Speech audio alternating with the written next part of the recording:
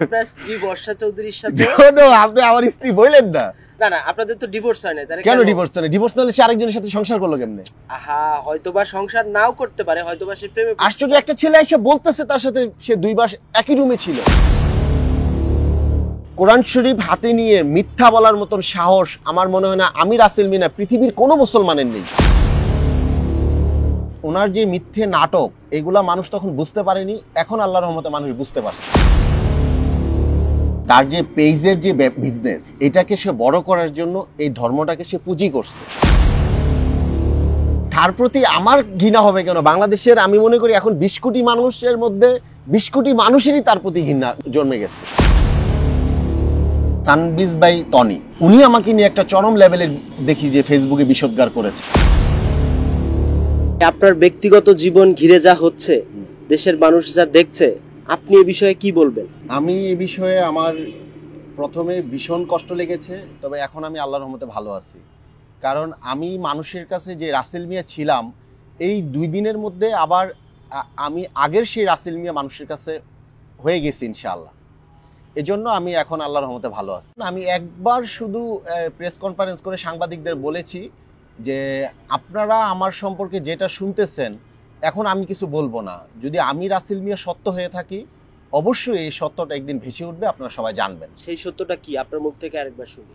সেই সত্যটা হচ্ছে উনি আমার বিষয়ে যেই মিথ্যে কথাগুলো, যে বর্ষা চৌধুরী উনি যে কথাগুলো বলেছে সবগুলোই তো মিথ্যে। এখন তো সবগুলো মানুষ প্রমাণ পাচ্ছে। তখনও আমি মানুষকে বোঝানোর চেষ্টা করেছি, কিন্তু নিউ সানসিল্ক ব্ল্যাক শাইন, নজর কাড়া শাইনি চুলের নাম্বার 1 চয়েস। ওনার যে মিথ্যে নাটক, এগুলা মানুষ তখন বুঝতে পারেনি, এখন আল্লাহর রহমতে মানুষ বুঝতে পারছে। তার সাথে আপনার সম্পর্কের বর্তমান অবস্থান কি? এটা আমি আপনাকে বলি, আজ থেকে 3 দিন আগে ওনার একজন নতুন স্বামী, আপনার একজন সাংবাদিক মহোদয়, উনি লাইভে এসে সংবাদ সম্মেলনের মাধ্যমে বলতেছেন যে ওনার সাথে 29 অক্টোবর বিবাহ হয়েছে। তো এটা তো বাংলাদেশ, ইসলাম অনুযায়ী সে যেহেতু ছেলেকে বিবাহ করেছে, অবশ্যই আমাকে ডিভোর্স করে উনি তাকে বিয়ে করেছে। এখন এটা উনি বলতেছে হয়নি, সেদিক দিয়ে সাংবাদিক বলতেছে যে তাকে বিয়ে করেছে। আবার ওনার একটা অডিও কনভারসেশন আপনার ভাইরাল হয়েছে, যে বলতেছে যে বারবার যে আপনার অডিওটা ডিলিট করেন, ডিলিট। এটা তো ওইখানেও স্পষ্ট প্রমাণ হয় যে সাংবাদিক তিনি বিয়ে করেছেন। এটা আমার মনে হয় না যে এর চেয়ে সত্যতা আর কোনো কিছু আছে। তারপরেও যে সাংবাদিক ওনাকে বিয়ে করেছেন, উনি সত্যের জন্য উনি লড়াই করবেন। ওনার একটা বিষয় আমার ভীষণভাবে ভালো লেগেছে, উনি ওনার স্ত্রীকে কাছে পাওয়ার জন্য যেই আবেগতাড়িত হয়েছে, আমি ওনাকে কিন্তু শুভকামনা জানিয়েছি। আমি বলেছি যে আপনি স্ত্রীর অধিকার প্রতিষ্ঠা করার জন্য আপনি যে লড়াই করে যাচ্ছেন, এটা যেন উনি সফল হয়। উনি যদি আপনার কাছে কোনো সাপোর্ট চায়, আপনি করবেন? আমি সাপোর্ট করব না, আইন ওনাকে সাপোর্ট করবে, উনি যদি সত্যি হয়ে থাকে। আর আমি রাসেল মিয়া ব্যক্তিগতভাবে আমি তাকে কোনো সাপোর্ট করতে পারবো না, তবে আশা করি আইন তাকে সাপোর্ট করবে, এদেশের মানুষ তাকে সাপোর্ট করবে। আপনার স্ত্রী যদি আবার আপনার কাছে সব ভুলে ফিরে আসে, আপনি তাকে গ্রহণ করবেন? জি না। কেন? এই কেন কোনো উত্তর নাই, এবং এটা কখনোই সম্ভব না, এটা হইতে পারে না। এত রাগ, এত অভিমান কি কারণে? তারপর দেখেন, আমি আজকে আপনার এই চ্যানেলেতে বসে আমি বলি, আমার এই জীবনটা কিন্তু আমি মানে অনেক স্ট্রাগল করে, অনেক কষ্ট করে কিন্তু আমি এই জায়গায় আসছি। তা আমার এই পুরো মানে স্ট্রাগলের জীবনটা, সাজানো জীবনটা, কষ্টের জীবনটা, আমি যে রাসেল মিয়া হয়ে মানুষের কাছে মাত্র উঠা শুরু করেছি, তখনই কিন্তু উনি সেখানে আপনার আঘাত করেছে। যে মানুষটা আমার সাজানো স্বপ্নের মধ্যে আঘাত করেছে, আমার জীবনটাকে ছিন্ন বিচ্ছিন্ন করে দিয়েছে, তাকে নিয়ে সংসার করার আগ্রহ আমার নেই।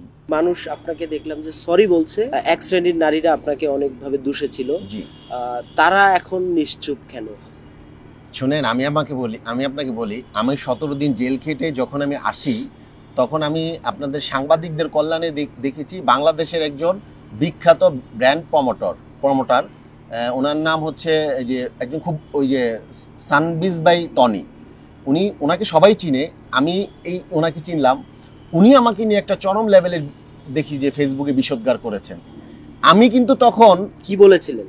উনি আমাকে বলছেন রাসেল ভালো না, রাসেল বাটপার, রাসেল চিটার, ও মানে যত ধরনের নেগেটিভ কথা আছে উনি আমাকে বলেছেন। বলার পরেও তখনই আমি দেখলাম যে ওনার হাজব্যান্ড অসুস্থ, উনি ফেসবুকে স্ট্যাটাস দিয়েছে।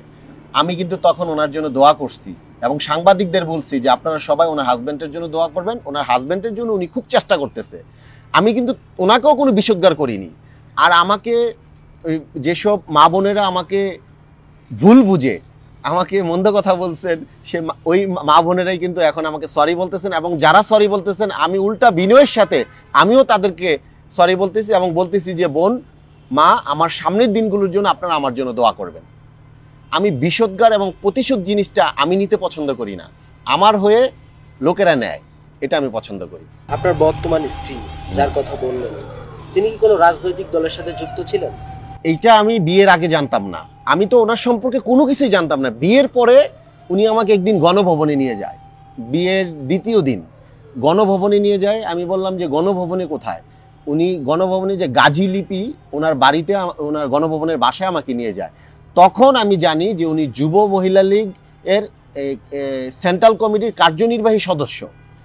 তখন আমি এটা জানতে পারছি, এবং এটা পরবর্তীতে সবাই আমাকে বলছে যে আপনি রাসেল মিয়া, আপনি তো কোনো দলের না, আপনি যুব মহিলা লীগের একটা নেত্রীকে বিয়ে করলেন। তার এই সমস্ত আরও অনেক ঘটনা আমার কাছে যখন আসে, তখনই আমি সাপ জানি যে তার সাথে আমি সংসার করব না। এবং সে প্রকাশ্যে অনেক অন্যায় করেছে, মানে মানুষের উপর অনেক অত্যাচার করেছে, এগুলো আমি আর এখন বলতে চাই না। রাজনীতি করা তো দোষের কিছু না। আপনি দেখেন বাংলাদেশে অনেক আওয়ামী লীগের মধ্যে অনেক রাজনীতিবিদ আছে না, যে এখনো দিব্যি বাজার করতেছে, হাঁটতেছে, কাজ করে বেড়াচ্ছে। ভালো রাজনীতিবিদ যারা, তারা তো ভালো থাকবে। কিন্তু এমনও তো রাজনীতিবিদ আছে যে আপনার মেয়েকে আপনি বিয়ে দিবেন, সেখানে গিয়ে বলতে যে চাঁদা দাও। মেয়ে বিয়ে দিবে, কাবিনের টাকা কত, ধরেন 5 লাখ, ওইখান থেকে তাকে অগ্রিম আওয়ামী লীগ নেতাকে 2 লাখ দিয়ে দিতে হবে। এরকমও তো চর্চা ছিল। আপনার স্ত্রী এমন কিছু করেছে আপনার কানে এসেছে? না, উনি আমার সাথে এরকম কিছু করে নাই। উনি এমন কিছু করেছে অন্যদের সাথে, এমন কিছু না, ওইটা আমি দেখি নাই, ওইটা আমি দেখি নাই। আপনি কিছু হলেই ধর্মগ্রন্থ এগুলোর কসম কাটেন, কি কারণে? একবার আমার জীবনে আমি পবিত্র কোরআন হাতে নিয়ে কথা বলছি, সেটা হচ্ছে এই মহিলার মিথ্যাচার যখন আমাকে করছে। তখন দেখেন ভাই, আমি যখন শুটিং থেকে আমার বাসায় যাই, মানে আমার বাসায় না, আমি আমার বাসা থেকে তো তখন চলে আসছি। যখন আমি একটা মাদ্রাসায় যাই শুটিং থেকে এসে, তখন আমি ফেসবুকে দেখলাম তিনি আমার নামে মামলা করেছেন। কই? আপনার সবুজবাগ থানায়। তো মামলাটা যখন করেছে দেখলাম, এবং সে যা বলতেছে সব মিথ্যা। তখন আমার চতুর্দিকে আমার অন্ধকার, যে আমি এটা কিভাবে, আমার জেল হোক সমস্যা নেই, কিন্তু আমার যেই রক্তে মাংস করে তিল তিল করে গড়া আমার যে অডিয়েন্স, তাদেরকে আমি কিভাবে বিশ্বাস করাবো যে আমি নির্দোষ? এই জন্য আমি কোরআন শরীফ হাতে নিয়ে এই কথাটা বলেছি। বিশ্বাস করেন, কোরআন শরীফ হাতে নিয়ে মিথ্যা বলার মতন সাহস আমার মনে হয় না আমি রাসেল মিনা পৃথিবীর কোনো মুসলমানের নেই। আমি বাধ্য হয়ে তখন বলেছি। এবং দেখেন, আমি ভিতর থেকে যদি আমি মানে একদম পরিষ্কার না হতাম, যখন মামলাটা হয়েছে আমার নামে আপনার 21 তারিখ রাত্রেই কিন্তু আমি একটা ফেসবুক লাইভ করে আমি সবুজবাগ থানায় গিয়েছি, এবং ডিউটি অফিসার মহোদয়কে বলেছি যে আমার নামে আপনার থানায় একটা মামলা হয়েছে, আপনি আমাকে গ্রেপ্তার করুন। ডিউটি অফিসার বলে এটা কি? ডিউটি অফিসার ওনার এই যে আঙ্গুলে চিমটি কাটতেছে, এটা কি সত্যি? আমার চাকরি জীবনে এমন কোনো ইতিহাস হয় নাই, বা আমি কখনো শুনি নাই যে কোনো ছেলের নামে মামলা হলে সে স্বইচ্ছা এসে থানায় বলে যে আমার মামলা হয়েছে, আমাকে আপনি গ্রেপ্তার করুন। আপনারা দেখেন আমার টোটাল বিষয়টা এই মহিলার কাছে বাঁচার জন্য আমি কত কাকুতি মিনতি করছি। গত বছর দেখলাম যে আপনার স্ত্রী হিজাব পরলেন, কিছুদিন আগে দেখলাম যে হিজাব ছাড়লেন। ধর্মকে পুঁজি করে যারা এই ধরনের কাজ করেন, এই বিষয়টা আপনি কিভাবে দেখেন? এইটা শুনেন, এটা হচ্ছে পাবলিকের একদম মানে কাছে যাওয়ার জন্য, তার যে পেজের যে বিজনেস, এটাকে সে বড় করার জন্য এই ধর্মটাকে সে পুঁজি করছে। এবং আমি বলবো সে সাকসেস হইতে পারে নাই। আপনি দেখেন, উনি যখন হিজাব পরা ছিল তখন ওনার পেজের ফলোয়ার ছিল কত, আর এখন তার পেজের ফলোয়ার কমতে কমতে কততে চলে আসছে। তার মানে ধর্ম নিয়ে ব্যবসা করে আর কোনো দেশে এস্টাবলিশ হইতে পারবে কিনা জানি না, কিন্তু বাংলাদেশে কেউ পারবে না, কারণ এই দেশে 97% মুসলমান। অনেকেই বলছেন আপনি বর্ষা চৌধুরী, আপনারা মিলিত হয়ে মিডিয়ার পরিবেশটা নষ্ট করছেন। আচ্ছা, এটা অনেকের বলতেই পারে, কিন্তু আমার টোটাল এই ভার্চুয়াল জগতের আমার জীবনের আমার টোটাল ব্যাকগ্রাউন্ড আপনারা দেখেন, বা সবাইকে আমি দেখার জন্য অনুরোধ করব। আমি যতগুলো কাজ করেছি সবগুলা কাজ মানুষের কল্যাণের জন্য করেছি কিনা, সবগুলা কাজ মানুষের কোনো না কোনো উপকারে লেগেছে কিনা, কিন্তু সেই কাজগুলো তো মানুষ জানে না। আপনাদের এই ঘটনাই তো মানুষের চোখে আসে। এই ঘটনাটা তো সে জানাইতে বাধ্য করছে, কারণ সে অভিনয় করে এবং সে মিথ্যাচার দিয়ে মানুষের কাছে চলে গিয়েছিল। আবার সে যে মিথ্যা মানে ওয়াদা ভঙ্গ করেছে এবং মানুষের কাছ থেকে সে আবার দূরে চলে গিয়েছে, এটা তো তার একটা বিজনেস হয়ে দাঁড়িয়েছে এখন।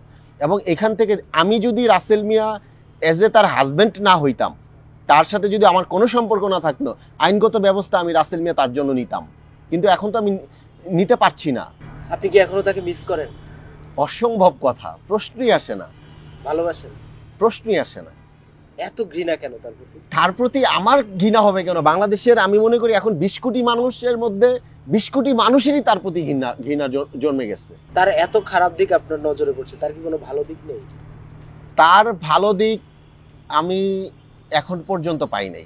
একটা ভালো দিক আমি পেয়ে আমি আটকে গিয়েছিলাম, যে সে খুব মানুষকে যত্ন করতে পারে, সে মানুষকে খুব টেক কেয়ার করতে পারে, এবং অসুস্থ হওয়ার পর সে মানুষকে খুব সেবা করতে পারে। এটা বিয়ের আগের দিন আমি তার কাছে পেয়েছি। রাসেল ভাই, আপনাকে অনেকেই পাপ মুক্ত নায়ক বলে, কেন বলে এটা? এটা শুনেন, এটা আমার একটা ভুল। এর আগে আমি অনেকবার সরি বলেছি, আজকে চ্যানেলাইতেও এসে আমি সরি বলে যাচ্ছি, এটা আমার বলা উচিত হয়নি। আপনি আপনার স্ত্রীর কাছ থেকে অনেক টাকা পয়সা নিয়েছেন, অনেক গহনা নিয়েছেন, এই অভিযোগটা শোনা যায়। উনি আমাকে একটা চেন দিয়েছিলেন বিয়েতে গলার, এইটা আমি ওনার কাছে আমি সাথে সাথে রেখে দিয়েছি। কারণ কখনোই আপনার শত শত হাজার হাজার ছবি দেখবেন, আমার কখনো আংটি, চেন, গলায় আপনার একটা ছবি আমার দেখাতে পারবেন, কারণ এগুলো পড়তে আমি পছন্দ করি না। হয়তো বা ছবি তোলার সময় ওগুলো আপনি খুলে রাখেন। তাহলে আমার কোথাও তো থাকতো, আমার তো কোনো না কোনো ছবিতে থাকতো, আমার কিন্তু কোথাও আপনারা কখনো দেখেন না। আমি খুব সিম্পল জীবনযাপন করতে পছন্দ করি। সেই ক্ষেত্রে উনি এটা সম্পূর্ণ মিথ্যা বলছে, এবং আমি বলবো আমি ওনার কাছে যা দিয়েছি সেগুলো আমি আদালতে প্রমাণ সহ আমি কিন্তু জমা দিয়েছি, যে উনি আমার কাছ থেকে কি নিয়েছে। আপনার স্ত্রীর সাথে আরো একজন নায়ক এবং প্রযোজক মুন্না খান, তাকে দেখা যাচ্ছে, আপনার কি জেলাস লাগে? No, never. কেন? আমি যখন শুনছি যে এই ছেলেটার সাথে সে বিয়ে করছে, বিশ্বাস করবেন, শোনার সাথে সাথে আমি বলছি আলহামদুলিল্লাহ, আল্লাহ আমাকে বাঁচাই দিচ্ছেন, এটা আমার কাছে গিফট, পুরস্কার। এই ছেলেটাও আমার মনে হয় কোনো না কোনোভাবে এই ভদ্রমহিলার কাছে ফেসে গেছে, যে উনি বের হতে পারতেছে না। বলেন কি, কিভাবে মনে হলো এটা? শুনেন, আমি আপনাকে বলি, ওনার একটা সংসার আছে। সবাই কি ওখানে যেই ফেসে যায়? ফেসে যায়, কিছু করার নাই। আপনিও যদি খুব ক্লোজলি ইন্টারভিউ নিতে যান, মানে আমি রাসেল মিয়া এখানে বসছি, আপনি এখানে বসছেন, যদি তার সাথে আপনি এত ক্লোজলি ইন্টারভিউ নেন, আপনিও ফেসে যাবেন। আমি এত ম্যানেজ করে চলি, মানে এক পা দেওয়ার আগে আমি চিন্তা করি পাটা দিব কিনা। সে রাসেল মিয়াই কি তো সে তস্তস করে ফেলছে, আর এই ভদ্রলোকরে তো সে উড়ায় ফেলবে। মানে এটা কি কারণে? এটা কি ফেমের কারণে নাকি টাকা পয়সার কারণে? এখন আমাকে মানে ওই ভদ্রলোকের তো আমি যতটুকু শুনছি যে ওনার টাকা পয়সা আছে, উনি বড় বড় বাজেটের ছবি বানাচ্ছে, হয়তো ওনার টাকাটা ওনার চোখে পড়তে পারে, এটা অস্বীকার করার কিছু নাই। আপনি কি কৌশলে আপনার স্ত্রীকে লোভী বলছেন? লোভী আমি বলবো কেন? এটা তো পুরো দেশবাসী তাকে লোভী বলতেছে। একটা আপনি শুনেন, বাংলাদেশে একটা ছেলে 4টা বিয়ে করতে পারবে খুব সম্ভবত, ধর্ম অনুযায়ী, আমি ফতোয়া দিচ্ছি না। একটা মেয়ে তো মনে হয় 2টার বেশি বিয়ে আজ পর্যন্ত কেউ করছে, বা ওইরকম না হলে উনি কয়টা করলো এখন পর্যন্ত, আপনারা হিসাব করেন। এটা তো নারীরা খুব ব্যথিত তো আজকে তার এই ঘটনায়। আপনার স্ত্রী বর্ষা চৌধুরীর সাথে আপনি আমার স্ত্রী বললেন না? না, আপনাদের তো ডিভোর্স হয় না, তাহলে কেন ডিভোর্স হয় না? ডিভোর্স না হলে সে আরেকজনের সাথে সংসার করলো কেমনে? আহা, হয়তোবা সংসার নাও করতে পারে, হয়তোবা সে প্রেমে পড়ছে। আশ্চর্য, একটা ছেলে এসে বলতেছে তার সাথে সে 2 মাস একই রুমে ছিল, সে সংসার করছে, সে বলছে যত ধরনের আমি তার হাজবেন্ড, এটার যত ধরনের প্রমাণ লাগে আমি দিব, এবং সে দিচ্ছে। নিজের স্ত্রীকে ভাগিয়ে দিতে যাচ্ছেন বারবার। আপনি যদি বলেন আমি আমার স্ত্রী, তাহলে আমি ইন্টারভিউ দিব না, আমি চ্যানেলে থেকে চলে যাব। আচ্ছা, মানে যদি তার সাথে কিছু হয়, মুন্না খানের সাথে, আপনার কি কিছু বলার থাকবে তাদের? তখন আমার বলার থাকবে না, তখন বলবে ওনার যেই ইমিডিয়েট হাজবেন্ড ছিল উনি বলবে, এই যে সাংবাদিক উনি বলবে, তখন তো আর আমি বলতে পারবো না, কারণ আমার সাথে আমি তো তাকে বলার তখন রাইট রাখি না, তখন তাকে বলার রাইট রাখে এই সাংবাদিক।